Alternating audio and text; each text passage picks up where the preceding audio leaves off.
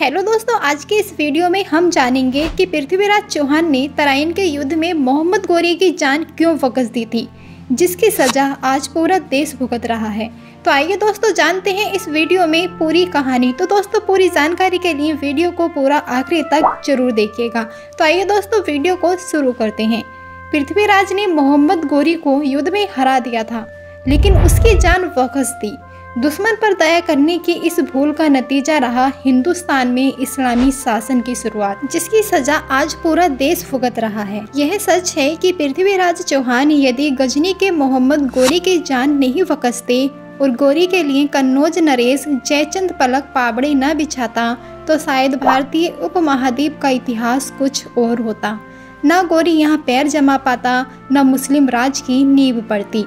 पृथ्वीराज के बाद अगले 300 वर्षों तक इस्लामी शासन का मुकाबला करने वाला कोई नहीं था। सद्गुणों के अतिरिक्त और अपनों से ही लड़ने के लिए विदेशी आक्रांताओं का साथ देने की ऐतिहासिक भूलों ने कई हजार साल तक गुलामी के दंश झेलने के लिए हमें विवश कर दिया। भारत में अक्सर कहानियों में ही इतिहास खोजना पड़ता है, इसीलिए पृथ्वीराज की कहानी के लिए स्वदेशी अर्ध पौराणिक साहित्य, जैन और मुस्लिम स्रोतों पर ही अधिक निर्भर रहना पड़ता है। इसी क्रम में जयानक का पृथ्वीराज विजय, जैन विद्वान मेरुतुंग का पिरवंत चिंतामणि, पृथ्वीराज के दोस्त और राजकवि चंद वरदाई का पृथ्वीराज रासो, जैन मुनि नैन चंद्र सूरी का हम्मीर काव्य जैसे स्वदेशी साहित्य स्रोत हैं। इसी तरह इस्लामी स्रोतों में हसन निज़ामी का ताज उल मासिर, यूफी का तबकात ए नासिरी और फरिश्ता का तारिक ए फरिश्ता जैसे फारसी ग्रंथ हैं। पृथ्वीराज के शासन के शिलालेख बहुत कम मिलते हैं। ऐसा कहीं उल्लेख नहीं कि पृथ्वीराज ने खुद शिलालेख लगवाए हों। स्वदेशी स्रोतों में कहा गया है कि पृथ्वीराज चौहान ने 1186 से 1191 के दौरान मोहम्मद गोरी को कई बार पराजित किया। कितनी बार तो हम्मीर महाकाव्य के अनुसार 7 बार, पृथ्वीराज पिरवंत के अनुसार 8 बार, पृथ्वीराज रासो में लिखा है कि 21 बार और पिरवंत चिंतामणि के मुताबिक 23 बार। वहीं मुस्लिम स्रोत केवल 2 लड़ाइयों का जिक्र करते हैं, तराइन का पहला युद्ध और तराइन का दूसरा युद्ध।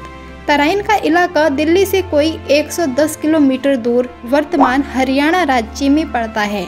तराइन के किले के नीचे वाले मैदान में यह युद्ध हुआ। 1191 में हुए तराइन के पहले युद्ध में गोरी को हार मिली। कहते हैं कि एक सिपाही ने अधमरी हालत में उसे घोड़े पर चढ़ाया और युद्ध के दौरान से भाग निकला। गोरी की सेना भी भागने लगी, लेकिन पृथ्वीराज ने भागती सेना का पीछा नहीं किया। यही उसकी ऐतिहासिक भूल बताई जाती है। इसके 1 साल बाद गोरी भारी भोज लेकर फिर आया। साल 1192 में हुए तराइन के इस दूसरे युद्ध में पृथ्वीराज हार गया। चंद वरदाई ने अपने वीर रस के वृहद महाकाव्य पृथ्वीराज रासो में इस युद्ध का वर्णन किया है। संदर्भ संयोगिता प्रसंग का है। पृथ्वीराज इतने विलास मग्न हो गए कि 6 माह तक संयोगिता के आवाज से बाहर ही नहीं निकले।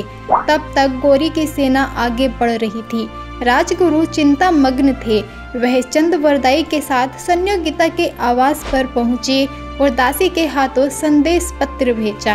गोरी रक्त तुए धोरा तू गोरी अनंतरानी, यानी हमलावर गोरी आपकी धरती पर आ चुका है और आप प्रणय विलास में ही उलझे हुए हैं। संदेश पढ़ते ही पृथ्वीराज की विलास निद्रा भंग हुई और वह युद्ध के लिए निकल पड़े। इससे एक बात साफ है कि साल भर के भीतर ही गोरी आएगा।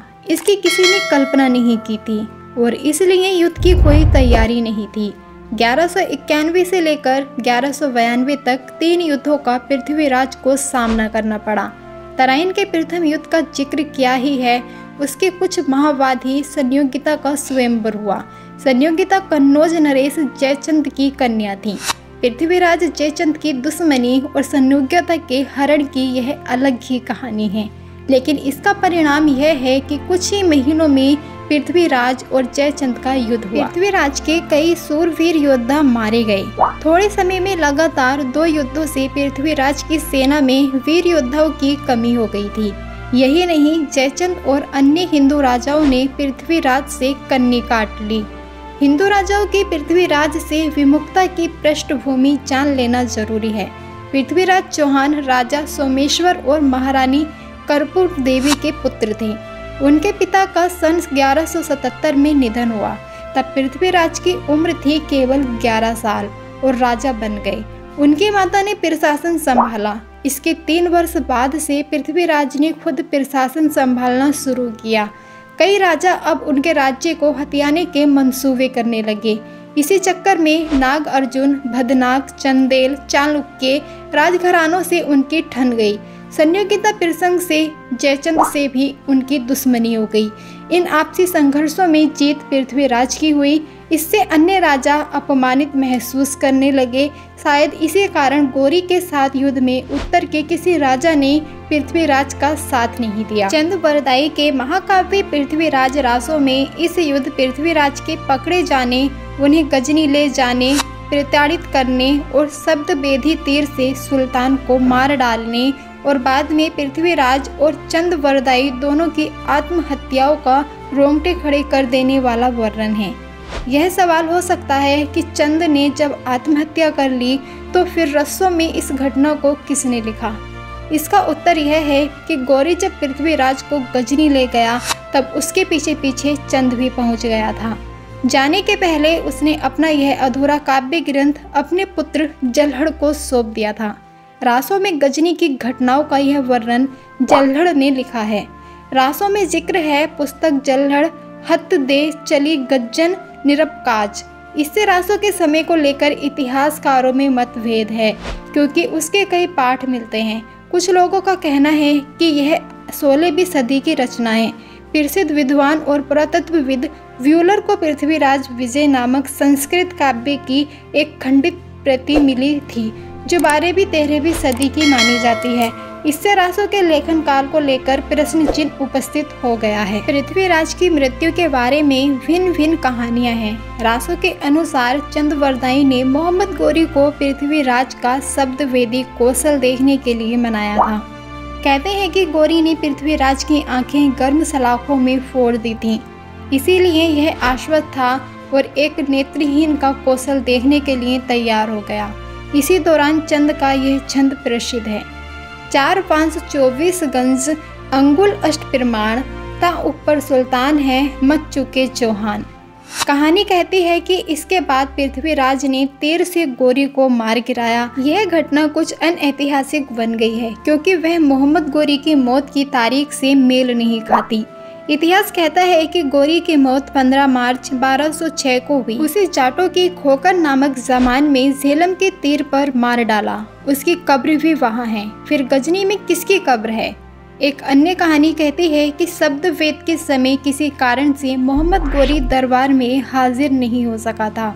मोहम्मद गोरी का असली नाम शहाबुद्दीन है। उसका बड़ा भाई गयासुद्दीन तब सुल्तान था। छंद में जिस सुल्तान का जिक्र है शायद वह गयासुद्दीन है, जिसकी मौत सन 1202 में हुई थी। इस्लामिक सूत्रों में गयासुद्दीन की मौत का कारण नहीं दिया गया है, लेकिन रासों में जिस घटना का जिक्र है वह सन 1202 की है, इसीलिए तारीखों का कुछ मेल बनता है। गयासुद्दीन के बाद शहाबुद्दीन सुल्तान बना और आगे 6 वर्ष तक जीवित रहा। जैन सूत्रों के अनुसार युद्ध में गोरी ने पृथ्वीराज को कैद कर लिया और बाद में हत्या करवा दी। विरुद्ध विध्वंस में कहा गया है कि युद्ध स्थल पर ही पृथ्वीराज की मृत्यु हो गई। 14वीं सदी के जैन विद्वान मेरुतुंग ने अपने ग्रंथ प्रबंध चिंतामणि में कहा है कि चौहान के संग्रहालय में मुस्लिम विरोधी पेंटिंग देखकर गोरी खुद को गया और पृथ्वीराज को मरवा दिया। पृथ्वीराज प्रबंध में कहा गया है कि बंदी बनाने के बाद पृथ्वीराज को अजमेरू यानी वर्तमान अजमेर में लाया गया। अजमेरू पृथ्वीराज की राजधानी थी। गोरी ने पृथ्वीराज के कमरे के सामने ही अपना सिंहासन लगा रखा था।